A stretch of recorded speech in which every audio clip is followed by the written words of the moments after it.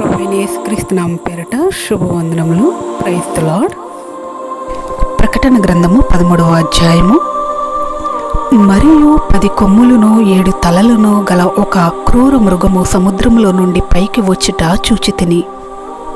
దాని కొమ్ముల మీద 10 కిరీటములను, దాని తలల మీద దేవదూషణకరమైన పేళ్లును ఉండెను.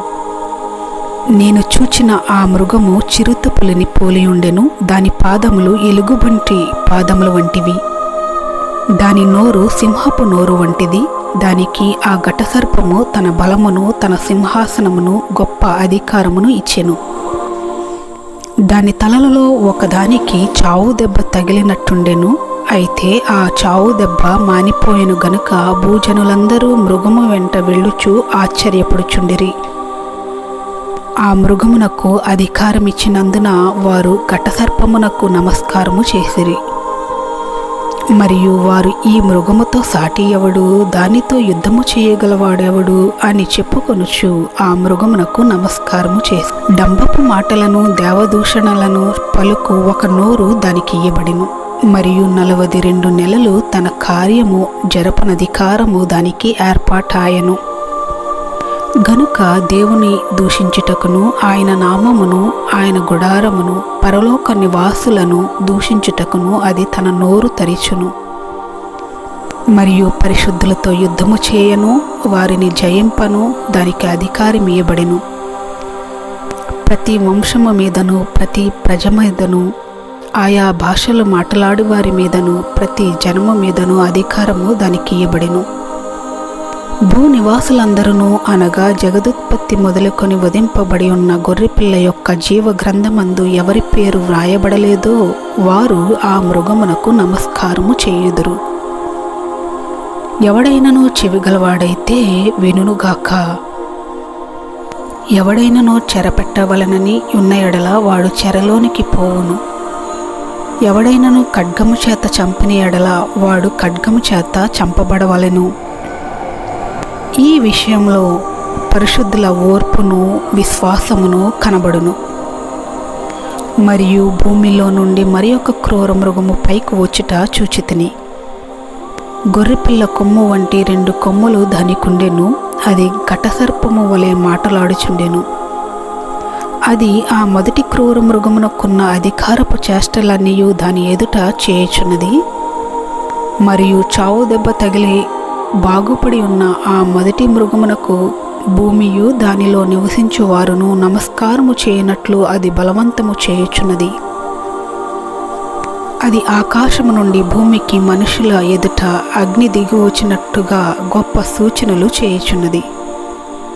కత్తి దెబ్బ తినియు బ్రతికిన ఈ క్రూర మృగమునకు ప్రతిమను చేయవలనని అది భూనివాసులతో చెప్పుచు ఆ మృగము ఎదుట చేయుటకు తనకియ్యబడిన సూచనల వలన భూనివాసులను మోసపుచ్చుచున్నది. మరియు ఆ మృగము యొక్క ప్రతిమ మాటలాడినట్లును, ఆ మృగము యొక్క ప్రతిమకు నమస్కారము చేయని వారిని హతము చేయునట్లును, ఆ మృగము యొక్క ప్రతిమకు ప్రాణమిచ్చుటకై దానికి అధికారం ఇయ్యబడెను. కాగా కొద్దివారు గాని, గొప్పవారు గాని, ధనికులు గాని, దరిద్రులు గాని, స్వతంత్రులు గాని, దాసులు గాని అందరూ తమ కుడి చేతి మీదనైనను తమ నొసటి యందైనను ముద్ర వేయించుకున్నట్లును, ఆ ముద్ర అనగా ఆ మృగము పేరైనను దాని పేరిటి సంఖ్య అయినను గలవాడు తప్ప క్రయ విక్రయములు చేయుటకు మరి ఎవనికి అధికారం లేకుండానట్లును అది వారిని బలవంతము చేయుచున్నది. బుద్ధి గలవాడు మృగం యొక్క సంఖ్యను లెక్కింపనిమ్ము. అది ఒక మనుషుని సంఖ్యయే. ఆ సంఖ్య 666. ఇందులో జ్ఞానము కలదు. ప్రకటన గ్రంథము 14వ అధ్యాయము. మరియు నేను చూడగా, ఇదిగో ఆ గొర్రెపిల్ల సియోను పర్వతము మీద నిలువబడి ఉండెను. ఆయన నామమును, ఆయన తండ్రి నామమును నొసళ్ళ యందు లిఖింపబడి ఉన్న 144,000 మంది ఆయనతో కూడా ఉండిరి. మరియు విస్తారమైన జలముల ధ్వనితోనూ గొప్ప ఉరుము ధ్వనితోనూ సమానమైన ఒక శబ్దము పరలోకములో నుండి రాగా వింటిని. నేను వినిన ఆ శబ్దము వీణలు వాయించుచున్న వైణుకుల నాదమును పోలినది. వారు సింహాసనము ఎదుటను ఆ 4 జీవుల ఎదుటను పెద్దల ఎదుటను ఒక క్రొత్త కీర్తన పాడుచున్నారు. భూలోకంలో నుండి కొనబడిన ఆ 144,000 మంది తప్ప మరి ఎవరునూ ఆ కీర్తన నేర్చుకొనజాలరు. వీరు స్త్రీ సాంగత్యమున అపవిత్రులు కాని వారును స్త్రీ సాంగత్యము ఎరగని వారినయుండి గొర్రెపిల్ల ఎక్కడికి పోవునో అక్కడికెల్లా ఆయనను వెంబడింతురు. వీరు దేవుని కొరకును గొర్రెపిల్ల కొరకును ప్రథమ ఫలముగా ఉండుటకై మనుషులలో నుండి కొనబడిన వారు. వీరి నోట ఏ అబద్ధమును కనబడలేదు. వీరు అనింజులు. అప్పుడు మరి ఒక దూతను చూచితిని. అతడు భూనివాసులకు అనగా ప్రతి జనమునకును ప్రతి వంశమునకును ఆయా భాషలు మాట్లాడు వారికిని ప్రతి ప్రజకును ప్రకటించినట్లు నిత్య సువార్త తీసుకొని ఆకాశ మధ్యమున ఎగురుచుండెను. అతడు, మీరు దేవునికి భయపడి ఆయనను మహిమపరచుడి, ఆయన తీర్పు తీర్చు గడియ వచ్చెను గనుక ఆకాశమును భూమిని సముద్రమును జలధారలను కలుగజేసిన వానికే నమస్కారము చేయుడి అని గొప్ప స్వరముతో చెప్పెను. వేరొక దూత అనగా 2వ దూత అతని వెంబడి వచ్చి మహోద్రేకముతో కూడిన తన వ్యభిచార మద్యమును సమస్త జనములకు త్రాగించిన ఈ మహాబబులోను కూలిపోయెను కూలిపోయెను అని చెప్పెను. మరియు వేరొక దూత అనగా 3వ దూత వీరి వెంబడి వచ్చి గొప్ప స్వరముతో ఇలాగు చెప్పెను. ఆ క్రూర మృగమునకు గాని దాని ప్రతిమకు గాని ఎవడైనను నమస్కారము చేసి తన నొసటి అందేమి చేతి మీదనేమి ఆ ముద్ర వేయించుకొనిన ఎడల ఏమీయూ కలపబడకుండా దేవుని ఉగ్రత పాత్రలో పోయబడిన దేవుని కోపమను మద్యమును వాడు త్రాగును. పరిశుద్ధ దూతల ఎదుటను గొర్రెపిల్ల ఎదుటను అగ్ని గంధకముల చేత వాడు బాధింపబడును. వారి బాధ సంబంధమైన పొగ యుగయుగములు లేచును. ఆ క్రూర మృగమునకు గాని దాని ప్రతిమకు గాని నమస్కారము చేయువారును దాని పేరు గల ముద్ర ఎవరైనను వేయించుకొని ఎడల వాడును రాత్రింబగళ్ళు నెమ్మది లేని వారై యుందురు. దేవుని ఆజ్ఞలను యేసును గూర్చిన విశ్వాసమును గైకొనుచున్న పరిశుద్ధుల ఓర్పు ఇందులో కనబడును. అంతటా ఇప్పటి నుండి ప్రభువునందు మృతినందు మృతులు ధన్యులని వ్రాయుమని పరలోకము నుండి ఒక స్వరము చెప్పగా వింటిని. నిజమే, వారు తమ ప్రయాసములు మాని విశ్రాంతి పొందుదురు. వారి క్రియలు వారి వెంట పోవునని ఆత్మ చెప్పుచున్నాడు. మరియు నేను చూడగా ఇదిగో తెల్లని మేఘము కనబడెను. మనుష్య కుమారుని పోలిన ఒకడు ఆ మేఘము మీద ఆసీనుడై ఉండెను. ఆయన శిరస్సు మీద సువర్ణ కిరీటమును చేతిలో వాడిగల కొడవలియు ఉండెను. అప్పుడు మరి ఒక దూత దేవాలయంలో నుండి వెడలి వచ్చి, భూమి పైరు పండి ఉన్నది, కోతకాలము వచ్చినది, నీ కొడవలి పెట్టి కోయమని గొప్ప స్వరముతో ఆ మేఘము మీద ఆసీనుడై ఉన్న వానితో చెప్పెను. మేఘము మీద ఆసీనుడై ఉన్నవాడు తన కొడవలి భూమి మీద వేయగా భూమి పైరు కోయబడెను. ఇంకొక దూత పరలోకమునందున్న ఆలయంలో నుండి వెడలి వచ్చెను. ఇతని యొద్దను వాడిగల కొడవలి ఉండెను. మరి ఒక దూత బలిపీఠము నుండి వెడలి వచ్చెను. ఇతడు అగ్ని మీద అధికారము నొందినవాడు. ఇతడు వాడి అయిన కొడవలి గలవానిని గొప్ప స్వరముతో పిలిచి, భూమి మీద ఉన్న ద్రాక్ష పండ్లు పరిపక్వమైనవి, వాడి అయిన నీ కొడవలి పెట్టి దాన్ని గెలలు కోయమని చెప్పెను. కాగా ఆ దూత తన కొడవలి భూమి మీద వేసి భూమి మీదనున్న ద్రాక్ష పండ్లను కోసి దేవుని కోపమను ద్రాక్షల పెద్ద తొట్టిలో వేసెను. ఆ ద్రాక్షల తొట్టి పట్టణమునకు వెలుపట త్రొక్కబడెను. 100 కోసుల దూరము గుర్రముల కళ్ళెమ్మ మట్టుకు ద్రాక్షల తొట్టిలో నుండి రక్తము ప్రవహించెను. ప్రకటన గ్రంథము 15వ అధ్యాయము. మరియు ఆశ్చర్యమైన మరి ఒక గొప్ప సూచన పరలోకమందు చూచితిని.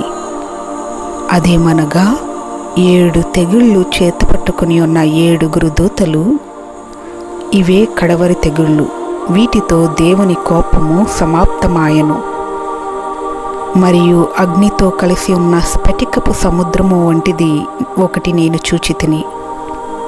ఆ క్రూర మృగమునకును దాని ప్రతిమకును దాని పేరు గల సంఖ్యకును లోబడక వాటిని జయించిన వారు దేవుని వీణలు గలవారే ఆ స్ఫటికపు సముద్రమునొద్ద నిలిచియుండుట చూచితిని.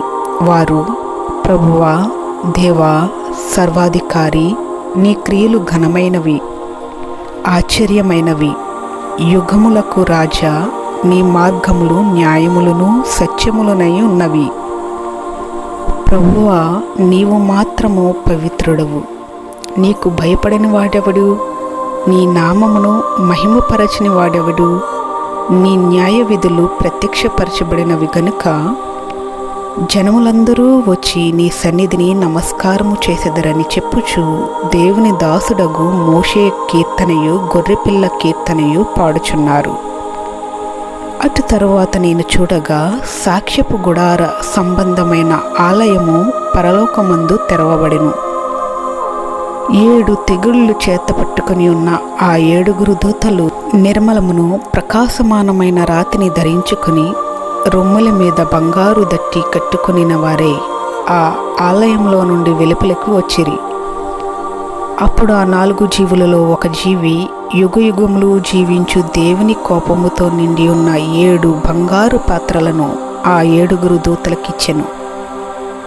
అంతటా దేవుని మహిమ నుండి ఆయన శక్తి నుండి వచ్చిన పొగతో ఆలయము నింపబడినందున ఆ 7 దూతల యొద్ద ఉన్న 7 తెగుళ్ళు సమాప్తమగు వరకు ఆలయమందు ఎవడును ప్రవేశింపజాలకపోయెను. ప్రకటన గ్రంథము 16వ అధ్యాయము.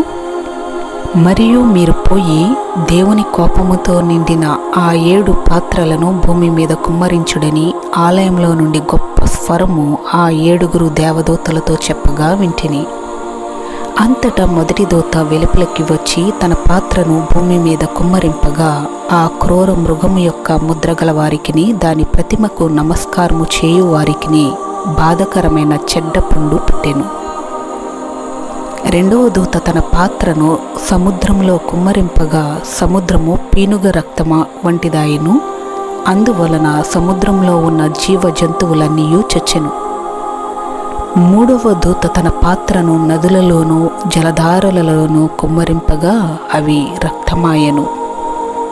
అప్పుడు వర్తమాన భూతకాలములలో ఉండు పవిత్రుడా, పరిశుద్ధుల రక్తమును ప్రవక్తల రక్తమును వారు కార్చినందుకు తీర్పు తీర్చి వారికి రక్తము త్రాగనిచ్చితివి. దీనికి వారు పాత్రులే. నీవు ఇలాగు తీర్పు తీర్చితివి గనుక నీవు న్యాయవంతుడువని జలముల దేవదూత చెప్పగా వింటిని. అందుకు, అవును ప్రభువా, దేవా, సర్వాధికారి, నీ తీర్పులు సత్యములను న్యాయములనై ఉన్నవని బలిపీఠము చెప్పుట వింటిని. 4వ దూత తన పాత్రను సూర్యుని మీద కుమ్మరింపగా మనుషులను అగ్నితో కాల్చుటకు సూర్యునికి అధికారం ఇయ్యబడెను. కాగా మనుషులు తీవ్రమైన వేడిమితో కాలిపోయి ఈ తెగుళ్ల మీద అధికారము గల దేవుని నామమును దూషించిరి గాని ఆయనను మహిమపరచునట్లు వారు మారు మనసు పొందినవారు కారు. 5వ దూత తమ పాత్రను ఆ క్రూర మృగము యొక్క సింహాసనము మీద కుమ్మరింపగా దాని రాజ్యము చీకటి కమ్మెను. మనుషులు తమకు కలిగిన వేదనను బట్టి తమ నాలుకలు కరుచుకొనుచుండిరి. తమకు కలిగిన వేదనలను బట్టియు పుండ్లను బట్టియు పరలోకమందున్న దేవుని దూషించిరి గాని తమ క్రియలను మాని మారు మనసు పొందినవారు కారు. 6వ దూత తన పాత్రను యూఫ్రటీసు అను మహానది మీద కుమ్మరింపగా తూర్పు నుండి వచ్చు రాజులకు మార్గము సిద్ధపరచబడినట్లు దాని నీళ్లు ఎండిపోయెను. మరియు ఆ ఘటసర్పము నోట నుండియు క్రూర మృగము నోట నుండియు అబద్ధ ప్రవక్త నోట నుండియు కప్పల వంటి 3 అపవిత్రాత్మలు బయలువెడలగా చూచితిని. అవి సూచనలు చేయునట్టి దెయ్యముల ఆత్మలే. అవి సర్వాధికారి అయిన దేవుని మహాదినమున జరుగు యుద్ధమునకు లోకమంతటా ఉన్న రాజులను పోగు చేయవలనని వారి యొద్దకు బయలువెళ్ళి హెబ్రీ భాషలో హర్ మెగిద్దోనను చోటుకు వారిని పోగు చేసెను. ఇదిగో నేను దొంగ వలె వచ్చుచున్నాను. తాను దిగంబరులుగా సంచరించుచున్నందున జనులు తన దేశములను చూతురేమో అని మెలకుగా ఉండి తన వస్త్రము కాపాడుకునివాడు ధన్యుడు. 7వ దూత తన పాత్రను వాయుమండలము మీద కుమ్మరింపగా సమాప్తమైనదని చెప్పుచున్న ఒక గొప్ప స్వరము గర్భాలయంలో ఉన్న సింహాసనము నుండి వచ్చెను. అప్పుడు మెరుపులను, ధ్వనులను, ఉరుములను పుట్టెను. పెద్ద భూకంపమును కలిగెను. మనుషులు భూమి మీద పుట్టినది మొదలుకొని అట్టి మహాభూకంపము కలగలేదు. అది అంత గొప్పది. ప్రసిద్ధమైన మహాపట్టణము 3 భాగములాయెను. అన్యజనుల పట్టణములు కూలిపోయెను. తన తీక్షణమైన ఉగ్రతయను మధ్యము గల పాత్రను మహాబబులోనునకు ఇయ్యవలనని దానిని దేవుని సముఖమందు జ్ఞాపకము చేసిరి. ప్రతి ద్వీపము పారిపోయెను, పర్వతములో కనబడకపోయెను. 5 మణుగుల బరువు గల పెద్ద వడగండ్లు ఆకాశము నుండి మనుషుల మీద పడెను. ఆ వడగండ్ల దెబ్బ మిక్కిలి గొప్పదైనందున మనుషులు ఆ దెబ్బను బట్టి దేవుని దూషించిరి.